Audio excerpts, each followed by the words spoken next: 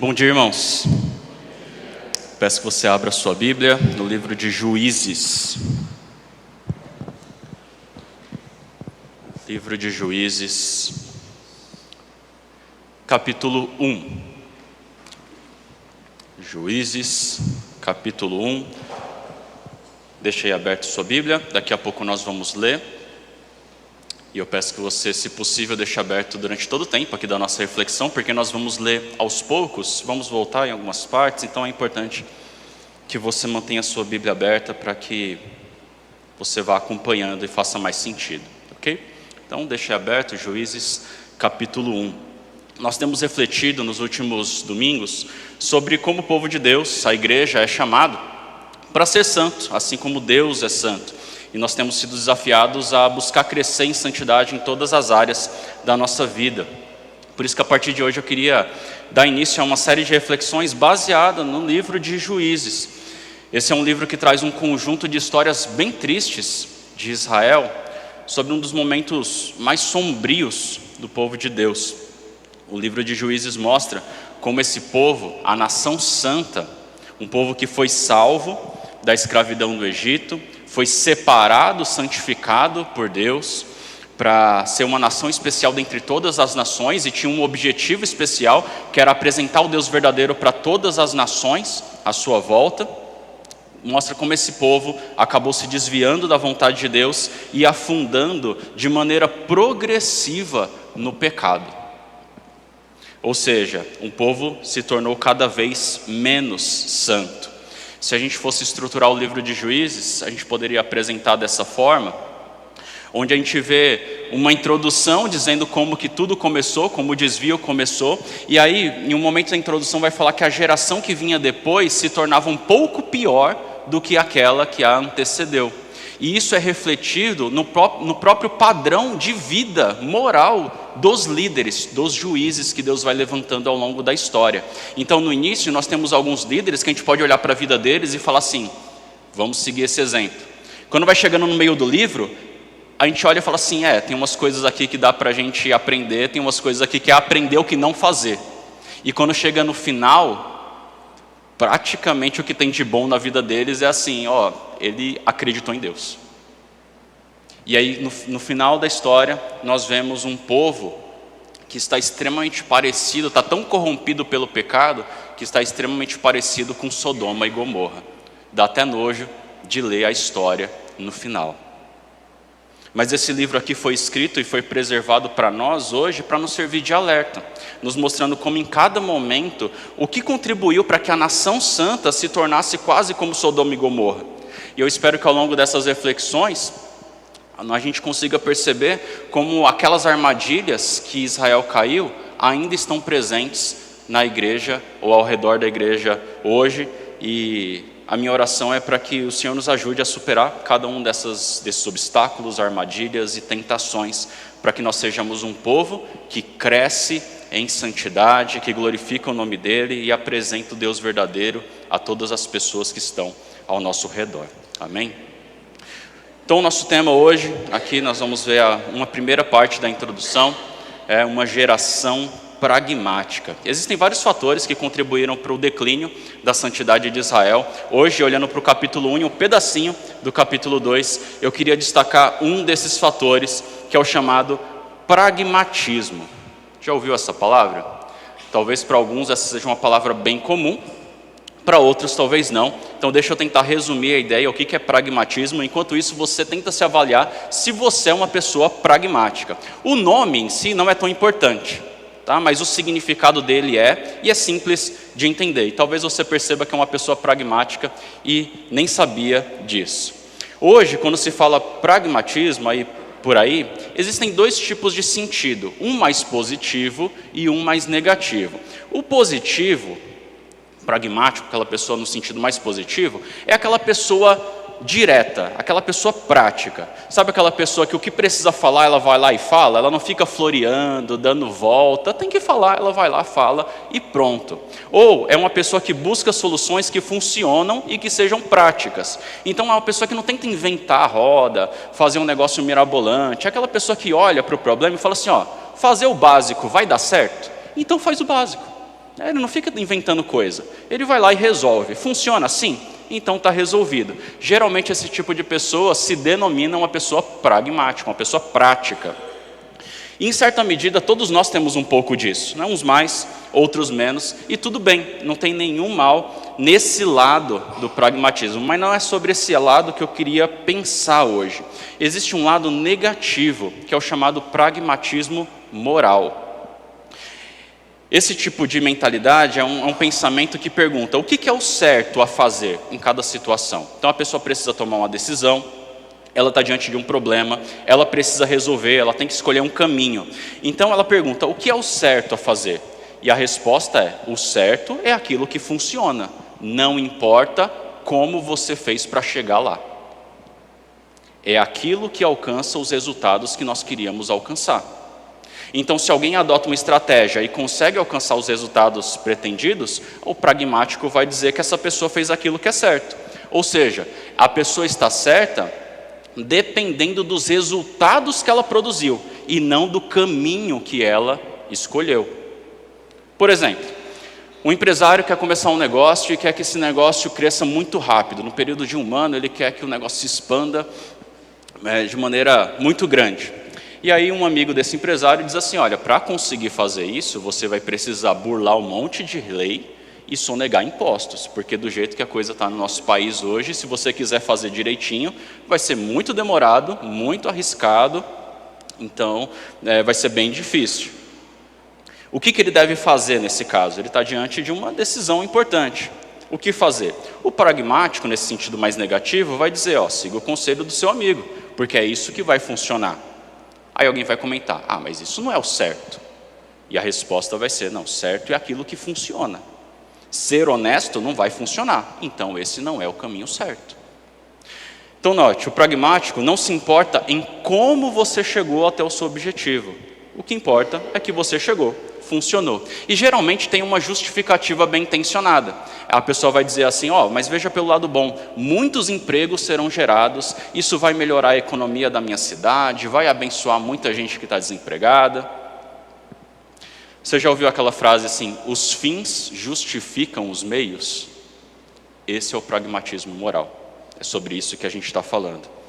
O problema dessa forma de pensar é que essa pessoa não é movida por princípios e por valores eternos, mas por resultados.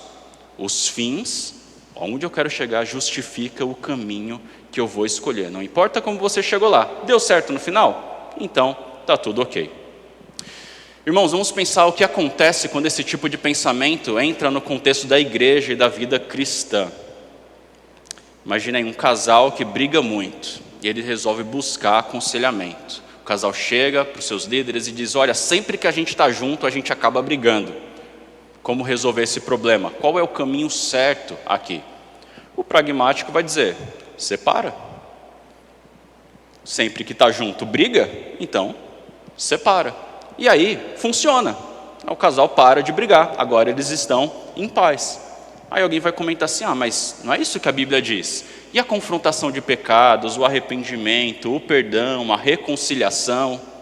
Aí a pessoa prática demais vai falar assim: ah, mas se for para querer fazer tudo do jeito que a Bíblia diz, aí vai ficar difícil, né? Ou, veja pelo lado positivo, eles estavam brigando, não estão brigando mais. Funcionou, o meu jeito funcionou. Imagina esse tipo de pensamento na criação de filhos.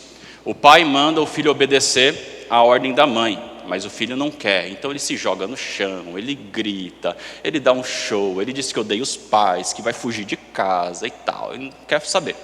Aí o pai, querendo resolver o problema rápido, diz assim: filho, se você obedecer à mamãe, eu vou te dar o seu chocolate preferido. O filho abre um sorriso, levanta e vai feliz obedecer à mamãe. Objetivo alcançado, certo? Funcionou. Mas foi realmente o certo? Esse pai pode até se sentir aliviado no primeiro momento, mas isso só vai durar até ele perceber que ele está treinando o filho para fazer só aquilo que lhe convém, para seguir o pensamento: dependendo do que eu for ganhar em troca, eu faço, mas se não for do meu interesse. Então repare, o pragmático, nesse sentido mais negativo, é essa pessoa que avalia a situação de um modo muito superficial e propõe soluções que até podem parecer que funcionam de certa forma, mas ele não se importa se ele precisar abrir mão dos princípios estabelecidos por Deus. Ok, a briga parou, mas o problema não foi resolvido. Ok, o filho obedeceu naquele momento, mas o problema não foi resolvido. Mas o pragmático é assim, se deu certo, se estamos no sentido bem, tudo ok, mesmo que não tenha sido aquilo que Deus mandou fazer. O crente pragmático, então, é aquele que está disposto a negociar os valores de Deus, os mandamentos de Deus, se isso for necessário para que ele alcance um objetivo ou para que ele se sinta bem. Se eu conseguir chegar lá, estou me sentindo bem, então eu estou no caminho certo. O crente pragmático também te poderia dizer que é aquele que toma decisões mais baseadas na sua experiência pessoal do que na palavra de Deus. É aquela pessoa que vai falar assim, olha pastor, eu acho que a gente não deveria tratar aquele pecado na vida do irmão não, porque na minha experiência, se a gente falar alguma coisa, não vai funcionar. Ele vai acabar saindo da igreja, então, percebe? A pessoa não age com base naquilo que a Bíblia diz. Ela age com base nos resultados que ela gostaria e com base na lógica dela do que ela acha que funciona ou não funciona. A obediência desse tipo de crente geralmente é parcial. Até aqui eu obedeço a Deus, mas daqui para frente eu vou fazer do meu jeito, porque funciona melhor. Irmão, se você se identifica com isso, a sua vida cristã corre um sério risco. Agora, novamente, eu preciso fazer uma observação aqui. Em certo sentido, todos nós somos um pouco pragmáticos. E isso não é necessariamente ruim, porque nós nos importamos com os resultados, nós queremos aquilo que funciona. Por exemplo, ninguém contrataria os serviços de um dentista que tem dentes podres. Ou também não é comum contratar um personal que está fora de forma. Por quê? O pensamento é bem simples. É assim, eu não sei o que ele faz, mas se não funciona para ele... A gente quer resultado. Ou quando a gente está avaliando o nosso time do coração. De que adianta o time jogar bonito se não consegue vencer o jogo? Que jogue feio, mas que marque gol. Esse é um pensamento pragmático. Está pensando no resultado. Mas isso é normal, não tem nada de errado nisso, porque a gente não está negociando valores e mandamentos de Deus. Então não é sobre esse tipo de pragmatismo que eu quero falar hoje, é sobre esse lado mais negativo, é sobre esse tipo de pensamento que coloca a lógica humana acima da palavra de Deus, que coloca os sentimentos e interesses pessoais acima da palavra de Deus, que julga a palavra de Deus com base naquilo que eu acho que funciona, aquilo que eu acho que é bom. Se eu e você abraçarmos esse tipo de pensamento, nós, a nossa família e a nossa igreja vão afundar cada vez mais, até chegar num ponto que os outros vão olhar e se perguntar, cara, como que a situação chegou nesse ponto? Tem muito cristão que está nesse caminho e nem se dá conta disso. Foi isso que aconteceu com Israel aqui no início da história, por isso esse é o nosso tema. O bloco que a gente vai ver aqui é um bloco grande, mas a gente não vai ver ele inteiro, em detalhes. Eu quero fazer um panorama aqui e mostrar como essa parte nos ajuda a entender aquilo que aconteceu com a nação santa e eleita, que se tornou uma das mais abomináveis na sua época. O que acontece aqui, para você se situar na história, é o seguinte: a partir de Gênesis, Deus começa a formar um povo, a partir de Abraão, Isaac e Jacó. Jacó tem 12 filhos, esses 12 filhos formam 12 famílias, essas 12 famílias começam a crescer e são chamadas de as 12 tribos de Israel, juntas elas formaram a nação de Israel, foram para o Egito, lá cresceram muito, cresceram tanto que assustou o faraó da época, ele os perseguiu e Deus, sob a liderança de Moisés, tirou esse povo de lá, onde na época eles eram aproximadamente 2 milhões de pessoas. Essa nação vai pelo deserto rumo à terra prometida, uma terra que já era habitada pelo povo cananeu, um povo extremamente mau, extremamente perverso. Em outro momento a gente vai dar mais detalhes sobre esse povo. E Deus foi paciente com esse povo durante muito tempo e com as maldades que eles praticavam, mas chegou a hora do juízo para eles, e Israel ia ser o instrumento de juízo. Deus ia abençoar essa nação que ele tinha acabado de formar e ia punir essa outra nação dos cananeus que habitava a terra prometida de Israel. E aí Moisés começa essa peregrinação rumo a essa terra, mas ele disciplinado por Deus, não entra na terra, ele morre e outro assume a liderança, que é Josué. Josué ajuda o povo a entrar na terra, vocês devem lembrar ali da batalha em Jericó e as muralhas caindo, ali é o início da conquista. Só que a terra era muito grande, então era um processo longo até eles povoarem toda a terra prometida. Josué fez uma parte, mas agora o povo precisava continuar. Josué morre e aí não tinha um outro líder. E é nesse momento que começa o livro de Juízes. E a gente vai ver aqui uma parte da introdução dessa história. E para facilitar, a gente pode dividir esse trecho em 3 Ds. 3 Ds. Domínio, desobediência e disciplina. Domínio, desobediência e disciplina. É bem simples. Deus dá uma ordem de domínio, o povo desobedece, então vem a disciplina. Tá bom? Essas são as partes desse bloco. Então, começando aqui com a parte sobre o domínio das terras. Acompanhe aí na sua Bíblia. Versículo 1 diz assim, 1 a 3. Depois da morte de Josué, os israelitas perguntaram ao Senhor: quem de nós será o primeiro a atacar os cananeus? O Senhor respondeu: Judá será o primeiro. Eu entreguei a terra em suas mãos. Então os homens de Judá disseram aos seus irmãos de Simeão: venham conosco ao território que nos foi designado por sorteio e lutemos contra os cananeus. Iremos com vocês para o território que lhes foi dado. E os homens de Simeão foram com eles. Então o texto começa aqui situando a parte da história, depois da morte de Josué. Então lembrando, o povo estava no processo de conquistar a terra. Josué morreu, não deixou um líder e agora o povo precisava buscar uma orientação. A terra já era deles, mas eles não iriam entrar na terra sem batalhar. E Deus mesmo promete que vai ajudá-los nessas batalhas, que aos olhos humanos eram batalhas impossíveis de serem vencidas, só algo milagroso mesmo para que Israel conseguisse entrar nessa terra. E agora o povo sem uma liderança busca a Deus porque eles queriam saber quem deveria ir primeiro. Então eles oram ao Senhor, e aqui diz no versículo 1 que no versículo 2 que Judá é escolhido para ser o primeiro. O povo pergunta, Deus responde. Judá então deveria ter ido confiando na promessa que Deus deu. Só que Judá faz uma coisa um pouquinho diferente. Olha o versículo 3. Então os homens de Judá disseram aos seus irmãos de Simeão, uma outra família, uma outra tribo: venham conosco ao território que nos foi designado por sorteio e lutemos contra os cananeus. Depois iremos com vocês para o território que lhes foi dado. E os homens de Simeão foram com eles. Judá pede um parceiro aqui, pede uma ajuda para a tribo de Simeão. E aí promete ir depois com eles, na hora que for eles a vez de batalhar pela terra. Porque havia uma divisão, cada tribo ia ocupar um pedaço. Parece que Judá obedece a Deus aqui, mas não exatamente do jeito que Deus tinha dito. Porque Deus não mandou chamar ninguém aqui. Será que isso foi errado? Será que isso é um problema? Ou será que a gente estaria sendo muito rigoroso aqui? Talvez não tenha mal nenhum. Mas guarda essa ideia e vamos continuar a leitura do texto. Se a gente olhar para os outros versículos agora, se você passar os olhos aí pelos versículos até o versículo 18, você vai ver que agora vai começar a descrever como foi essas batalhas de Judá. E mostra que eles vão sendo vitoriosos e que o Senhor estava com eles. Aí a gente chega no segundo D, na segunda parte, lá no versículo 19, onde a gente começa a ver a desobediência de Israel.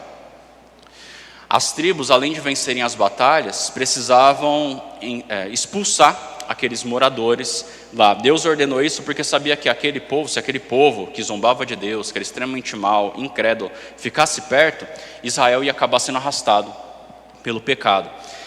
Em alguns casos, Israel não deveria nem ficar com os bens dele, dinheiro, roupas, coisas que eles achassem depois na guerra, que eram chamados de despojos de guerra.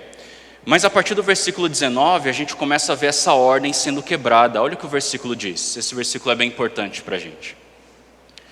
O Senhor estava com os homens de Judá. Eles ocuparam a serra central, mas não conseguiram expulsar os habitantes dos vales, pois estes possuíam carros de guerra feitos de ferro. Olha só o que o texto está dizendo aqui. o versículo começa dizendo: o Senhor estava com Judá. Lembra, Judá que foi o primeiro? Até aqui está descrevendo as batalhas de Judá. O Senhor estava com Judá, mas, o que diz aí a continuação? Eles não conseguiram expulsar aquelas pessoas. Algumas versões, traduções bíblicas mais antigas, não traz a palavra conseguiram, mas deveria, porque é o que o texto diz. E aí tem uma justificativa aqui. Por que eles não conseguiram? Porque estes possuíam carros de guerra feitos de ferro. Naquela época era muito raro os exércitos terem carros de ferro, e realmente isso deixava eles muito mais fortes na luta, né? Imagina um carro de ferro sendo puxado por um cavalo e um soldado só com a sua arma na mão. Então era bem desproporcional a força. Mas é estranho, não é? Porque o texto diz que Deus estava com Judá. O mesmo Deus que venceu o Egito, que abriu o mar, depois afundou os carros de ferro de Faraó no mar. O mesmo Deus que venceu os fortes muros de Jericó, não teve poder para vencer os carros de ferro dos cananeus? Não é estranho isso? Guarda essa informação também. Vamos continuar olhando para o texto. Os próximos versículos, até o final do capítulo, vão trazer a descrição de como foi a batalha com as outras famílias, as outras tribos. Até aqui a gente falou só de Judá. Então, nos versículos 22 a 26, se você der uma olhada aí na sua Bíblia, vai ver que ele fala da família de José. Eles precisavam entrar lá numa terra, essa terra era toda fechada, e eles queriam saber como eles poderiam entrar e vencer. Eles encontram uma família que era daquela terra, conhecia tudo, e eles decidem fazer um acordo com aquela família, tipo delação premiada, assim, você me conta como é que eu entro e eu te dou uma recompensa aqui, eu deixo você ficar com um cantinho da terra ali em outro lugar e tal. E aí deu certo, funcionou. A família topou o acordo e eles conseguiram entrar e venceram e foram bem-sucedidos. Só que Deus tinha dito para não fazer aliança com ninguém, para não fazer acordo com ninguém. E aí o versículo 26, a gente não vai ler agora, mas você pode ler aí na sua Bíblia, diz que essa família que fez o acordo foi habitar numa terra ali próxima, que eles deram o nome depois de Luz, e ali eles fundaram uma cidade. E essa cidade não temia o Senhor. Ou seja, as pessoas que deveriam ser levadas para longe acabaram só mudando de lugar, abrindo uma cidade em um outro lugar, e a idolatria continuou ali, perto de Israel. Os versículos 27 a 33 vão trazer um resumo do que aconteceu com as outras famílias, tribos de Israel. E aí eu gostaria que você só passasse os olhos por esses versículos, do 27 ao 33. Tem vários nomes de lugares aí, mas eu gostaria que você observasse que tem uma expressão que se repete o tempo todo, quase em todo o versículo. Você consegue ver que expressão é essa? Não expulsou. Manassés, porém, não expulsou. Efraim também não expulsou. Nem Zebulon expulsou, nem Aser expulsou os que viviam ali, nem Naftali expulsou os que viviam ali. Todas essas tribos, irmãos, foram vitoriosas nas batalhas, mas eles não expulsaram os inimigos. Em vez disso, algumas delas até fizeram o povo trabalhar para eles. Se você reparar aí no final do versículo 28, vai falar assim, impôs trabalhos forçados aos cananeus, mas não os expulsou completamente. O versículo 30, no finalzinho, diz, permaneceram entre eles e foram submetidos a trabalhos forçados. E no final do versículo 33, diz, passaram a fazer trabalhos forçados para eles. Então olha só, de certa forma era interessante para a nação de Israel ter trabalhadores de guerra, porque é bastante lucrativo. Muito trabalho, muita produção e um custo bem baixinho. Olha que tribos visionárias. Em vez de mandar todo mundo embora, como Deus tinha dito, eles disseram, a gente vai deixar vocês ficar, mas vocês vão trabalhar para a gente. E aí, bênção de Deus? Eles fizeram o que era o certo? Eles estavam felizes, estavam em paz, lucrando mais do que eles imaginavam, estava tudo funcionando muito bem. Mas eles estavam fazendo o certo. Essa era a vontade de Deus. A gente vê aqui que o povo de Deus trocou a obediência pela conveniência. Agora, conveniência entre aspas, porque na verdade eles estavam plantando a própria destruição deles. A longo prazo isso seria terrível, mas eles optaram por uma estratégia que parecia mais lucrativa, mais vantajosa do que a ordem de Deus. Para eles, funcionou. Venceram a guerra, entraram na terra e ainda conseguiram uma mão de obra bem baratinha. Mas eles deixaram de lado a vontade de Deus para seguir a sua própria lógica. O meu plano é o melhor. O plano de Deus pode até funcionar, mas o meu funciona melhor. Percebe a mentalidade pragmática aqui? Mas mais importante do que perceber isso, é perceber que essa mentalidade é fruto de um coração incrédulo. O sujeito que acha que os seus planos são mais eficientes do que a palavra de Deus, é um sujeito incrédulo. E observar isso, irmãos, deve nos conduzir à seguinte reflexão: quem é guiado pela conveniência imediata, sacrifica a obediência sensata. É isso que o pragmatismo moral faz. Abre mão dos princípios da palavra de Deus, nos dá uma visão superficial e bem limitada das coisas, nos torna confiantes na nossa lógica, mais na nossa lógica do que na sabedoria de Deus, e joga fora a verdadeira sensatez, a verdadeira sabedoria. Deus disse: se livrem desse povo, porque a presença deles vai destruir a fé de vocês. E consequentemente vai fazer vocês sofrerem. E aí é importante a gente lembrar disso, porque as guerras que nós vamos ver aqui ao longo do livro de Juízes, não eram por questões raciais, não eram por questões econômicas, eram por questões espirituais. Mas o povo pensou: a gente venceu a guerra, Deus nos ajudou, a gente ainda não expulsou os inimigos, mas eles não vão mexer com a gente. Nós temos paz, temos terra para plantar, para morar, e ainda podemos conseguir uns funcionários bem baratos. Por que não? Para a gente funciona bem. Nossos corações estão totalmente em paz. Repare que o povo esqueceu que o propósito principal da ordem de Deus não era o cultivo da terra, mas era o cultivo de um coração consagrado e santificado a Deus. O principal não era a terra, não era a paz, não era a prosperidade, era a comunhão com Deus.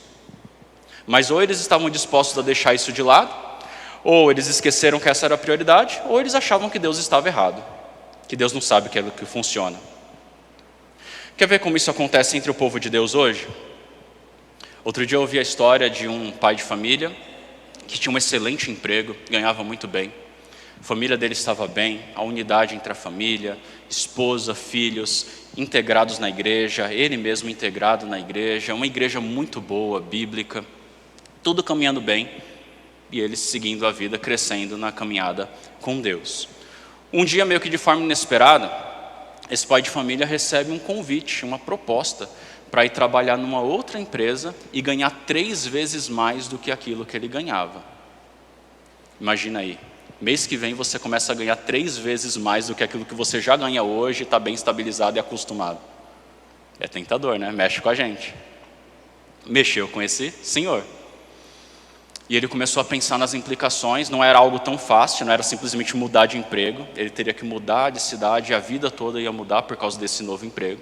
Então é uma mudança muito grande, ele decidiu ir à igreja e pedir conselhos.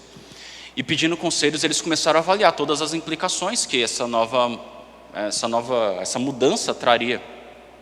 E pesquisando, eles viram que, embora ele fosse ganhar 3 vezes mais, mas tinha um preço. Ele ia mudar totalmente a rotina dele, ele ia ter que passar viajando, ele não ia ter mais tempo de ir à igreja, a prioridade dele seria totalmente o trabalho. Isso ia afastar ele da esposa, dos filhos, a própria família iria ficar talvez desamparada, até mesmo com relação à igreja. Eles pesquisaram igrejas na região e aparentemente não tinha, e mesmo que tivesse seria difícil por toda uma questão logística lá.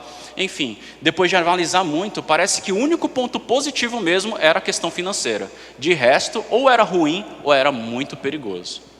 Então ele foi aconselhado a não aceitar essa proposta. Mas depois de ouvir os conselhos, ele decidiu aceitar e se mudar com a sua família. Aí talvez alguns queiram perguntar: e aí, o que aconteceu? Eles ficaram bem? Eles se desviaram? A gente até pode perguntar isso, não seria errado perguntar isso, desde que seja por curiosidade. Mas o que a gente não pode fazer é perguntar o que aconteceu para tentar avaliar se a decisão dele foi boa ou não, foi certa ou não, porque é isso que o pragmático faz. Está certo dependendo do resultado que deu. O que a gente tem que perguntar é: quais foram as prioridades desse irmão? O que pesou mais no coração dele? O que estava conduzindo ele às decisões que ele estava tomando? É isso que a gente tem que perguntar. É assim que a gente vai avaliar se ele está escolhendo um bom caminho ou não. Deixa eu dar um outro exemplo só para tentar deixar isso mais claro. A Bíblia deixa claro que o relacionamento amoroso entre o crente e o não crente não deve acontecer. O Antigo e Novo Testamento estão cheios de alertas com relação a isso. E a gente sabe que, via de regra, num relacionamento entre crente e não crente, o crente se desvia. E existem exceções. Talvez você conheça alguma exceção.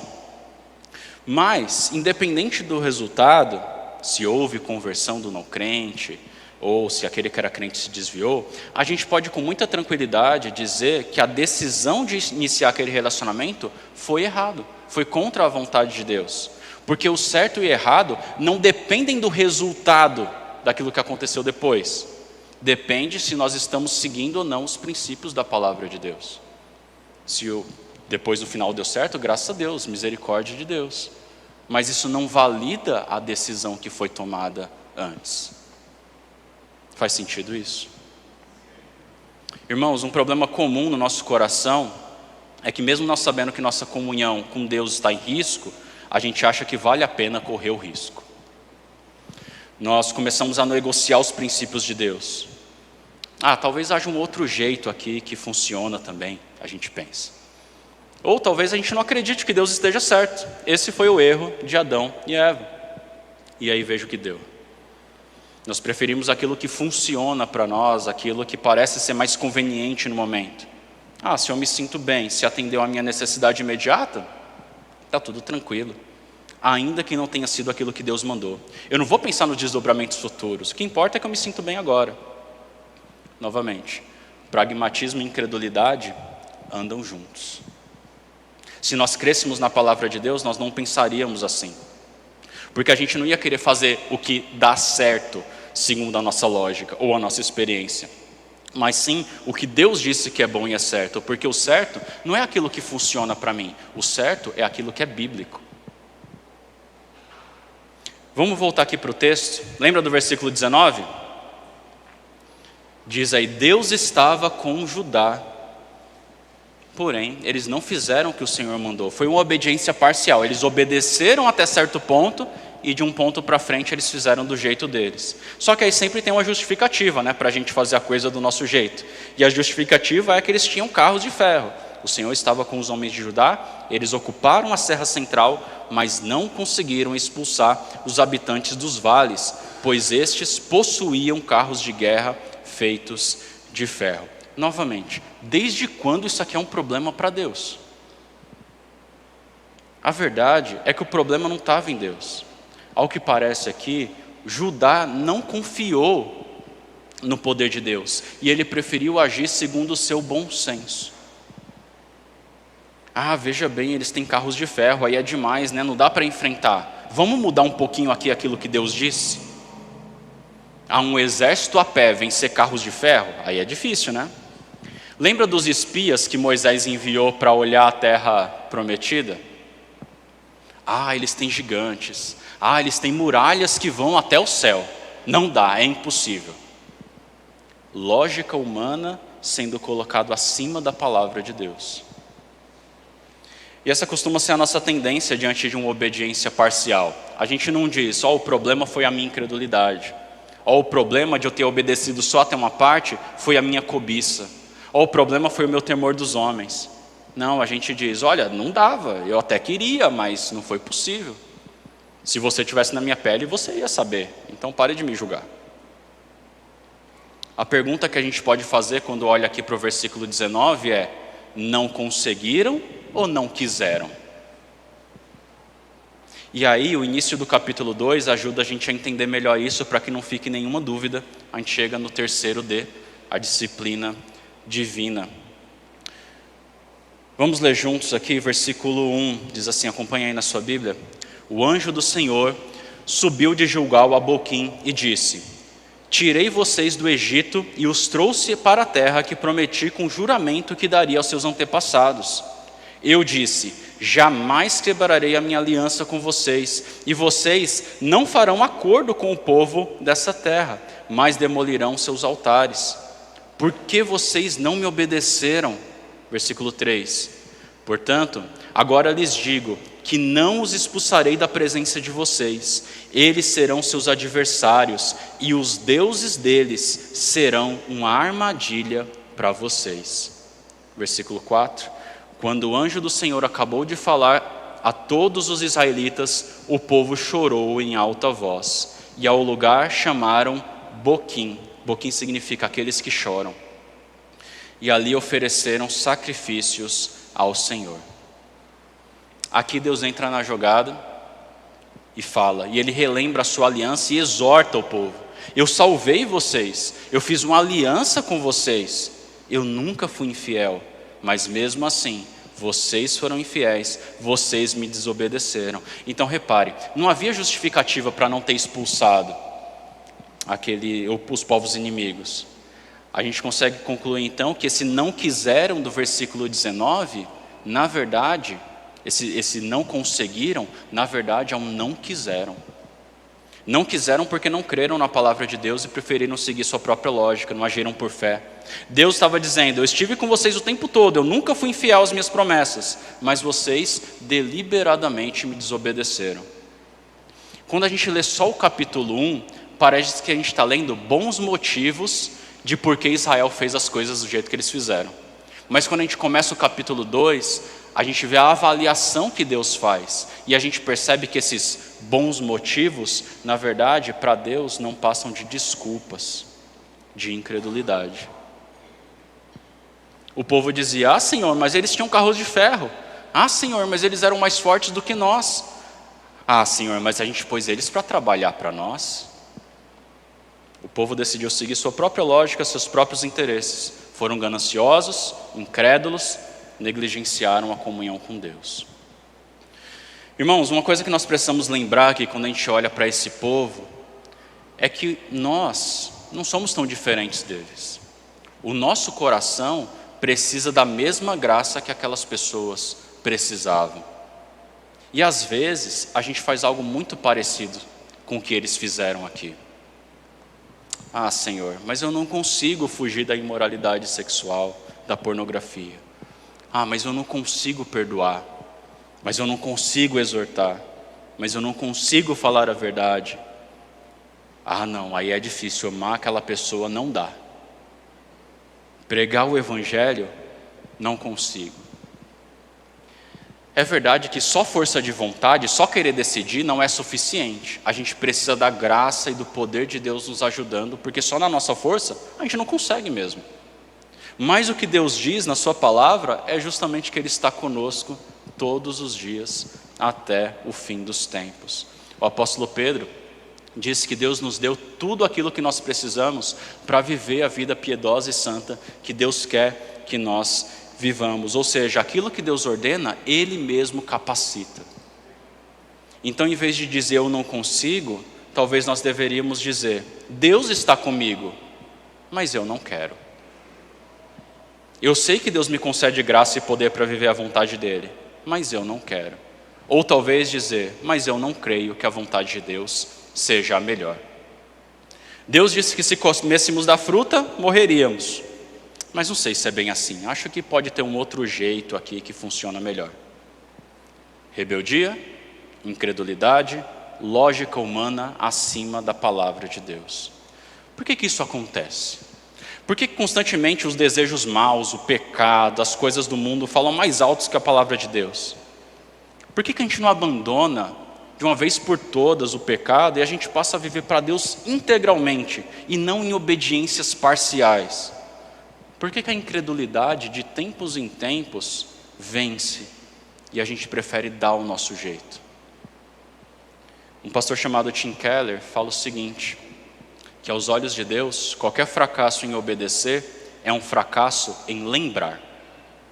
Nós deixamos de lembrar quem Deus é e o que Ele fez por nós. É por isso que o capítulo 2 começa a exortação ao povo de Deus, lembrando, Deus relembra o povo: eu vos tirei da terra do Egito, Eu fiz uma aliança com vocês. Eu sempre fui fiel e nunca vou desfazer minha aliança com vocês. Eu falei para vocês, não façam acordos com esse povo. Mas o povo esqueceu. Não esqueceu no sentido literal da coisa, mas esqueceu no sentido de deixando de lado. Eles também não tinham mais uma liderança, isso com certeza pesou, mas sobre isso a gente vai falar em um outro dia. Mas eles sabiam a vontade de Deus e por isso Deus exorta. Ele fala, vocês sabiam disso. Então o que a gente pode fazer para não cair nesse mesmo erro de esquecimento incrédulo? O que a gente pode fazer para nos proteger dessa mentalidade que negocia a palavra de Deus por causa de resultados rápidos, pela conveniência imediata? Tem uma série de coisas que a gente pode fazer, eu queria relembrar apenas algumas delas. A primeira é, certifique-se de lembrar do Evangelho todos os dias. Irmãos, o nosso coração é mau. Se o Espírito de Deus não agir em nós, a gente vai correr para abraçar o pecado. Isso é o que nós somos sem a graça de Deus. O nosso coração acaba aproveitando as brechas para esquecer da palavra de Deus e para seguir o mundo. A Bíblia diz que o nosso coração é enganoso. Ou seja, não é que ele é enganável, é que ele é enganoso. Ele nos engana e nos faz seguir a nossa própria lógica, nos faz colocar em dúvida aquilo que a palavra de Deus diz. Eu sei o que Deus disse, mas sabe, eu não sinto que é isso que eu devo fazer. Será que não é melhor de um outro jeito? Será que a Bíblia não está meio ultrapassada aqui nesse sentido? Isso é o nosso coração tentando nos enganar. Então relembrar o Evangelho todo dia nos ajuda a lembrar que nós éramos escravos do pecado, que nós fomos escolhidos e libertos por Deus e que Ele fez uma aliança conosco por pura graça dEle. E agora nós somos um povo santo, chamados para a santidade. E agora a gente pode desfrutar das promessas de Deus. A gente pode lembrar que Deus não muda, a sua palavra não muda, que Ele nos salvou, Ele é sempre bom em tudo que Ele faz, tudo que Ele ordena. E que Ele está presente todos os dias para nos dar graça e sabedoria para viver a vontade dEle. Isso nos fortalece para viver a vontade dEle. Ou seja, a gente pode dizer que quando nós esquecemos do Evangelho, nós passamos a viver segundo o nosso coração. Foi isso que aconteceu aqui em Juízes e é isso que Deus está relembrando o povo. Então certifique-se de lembrar do Evangelho todos os dias. O Evangelho não é algo que a gente aprende só lá no dia da nossa conversão e depois a gente vai pensar em outras coisas. É algo que a gente precisa para viver a vontade de Deus todos os dias, para crescer em santidade todo dia. E segundo, pare de criar desculpas para o seu desejo por conveniência. Irmãos, o maior interessado em que o povo de Deus faça a vontade de Deus é o próprio Deus. Por isso Ele mesmo está sempre presente para nos ajudar a sermos fiéis. 1 Coríntios 10, 13 fala sobre as tentações e ele diz que não vem nenhuma tentação sobre o crente que seja forte demais, que esteja além das suas condições de suportar. Não tem nenhuma situação que a gente passa que a gente fala assim, olha, eu até queria, mas eu fui obrigado a desobedecer a palavra de Deus. Não deu. Não existe situação assim. Por quê? O texto diz, porque Deus é fiel. Ele não vai colocar você numa situação que Ele não também te dê um escape. Nós temos escolha. Quando nós desobedecemos, não é porque Deus falhou em nos sustentar, mas talvez seja porque nós acreditamos no fundo do nosso coração que um outro caminho seria melhor, mais prazeroso do que a vontade de Deus. Nós duvidamos da palavra de Deus. Então, pare de criar desculpas para o seu desejo por conveniência. Reconheça a sua rebeldia, a sua incredulidade, o seu pragmatismo e arrependa-se e busque o Senhor. E se você fizer isso, você vai achar perdão e vai achar graça para recomeçar. Irmãos, novamente, Deus está conosco todos os dias e Ele mesmo nos ajuda a viver aquilo que Ele ordena. E o que Ele ordena é sempre o melhor, creia nisso. As nossas falhas estão muito mais relacionadas à nossa incredulidade na palavra de Deus do que à falta de condições para vivê-la. Então lembre-se disso, é impossível crescer em santidade se nós vivemos com base na conveniência imediata e na nossa lógica. Você é um crente pragmático? Daqueles que dizem, mas se for para fazer sempre o que a Bíblia diz, Eu sei o que a Bíblia diz, mas na prática a gente tem que dar um jeito. É impossível crescer em santidade se nós estivermos dispostos a negociar a palavra de Deus, mesmo que aparentemente o nosso plano pareça ter funcionado bem. Para a gente encerrar, eu queria propor uma reflexão final aqui. Queria que você pensasse aí na sua vida. Tem alguma área da sua vida que você já tem o conhecimento da palavra de Deus, mas ainda não tem vivido? E talvez você tenha se justificado dizendo: eu não consigo. Quando na verdade você deveria dizer: mas eu não quero. Ou, eu não creio que a vontade de Deus seja melhor para mim. Aqueles que decidem seguir no caminho da conveniência imediata vão acabar colhendo frutos amargos depois. Israel, por exemplo, poderia ter desfrutado de anos maravilhosos na terra prometida. Só que a influência desse povo aqui iria transformar o povo de Deus num povo tão podre, que quando nós chegamos no final do livro, dá até nojo de contar a história. E a gente pergunta: como é que foi chegar nesse ponto? Ainda sobrou alguém que leva Deus a sério? Mas essa história aqui está registrada para o nosso ensino, para a gente ver que a vontade de Deus sempre é melhor, ainda que a nossa lógica superficial e limitada diga que não num primeiro momento. Crentes pragmáticos podem até ser crentes mesmo, mas eles nunca vão desfrutar integralmente das bênçãos da aliança com Deus, porque a longo prazo eles vão colher os frutos da sua incredulidade. Então que o Senhor nos ajude a não esquecermos da salvação graciosa que nós recebemos e nos ajude a não confiarmos na nossa lógica, mas somente nele. Tudo bem ser pragmático na hora de escolher qual dentista ou personal você vai contratar, mas quando o assunto é a palavra de Deus, a nossa lógica, a nossa experiência pessoal, os nossos sentimentos precisam se curvar em fé e em independência a Ele. Se nós fizermos isso, nós vamos crescer a cada dia como povo santo de Deus. Amém? Vamos orar por isso, que o Senhor nos ajude.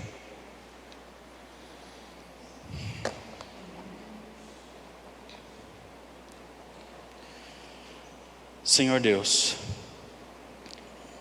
nós somos o Teu povo, povo salvo por Cristo, salvo no Evangelho, salvo por Tua graça.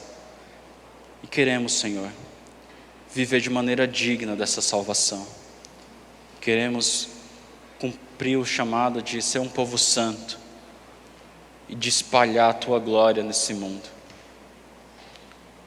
O Senhor conhece a nossa caminhada, vê os nossos tropeços, as justificativas que criamos.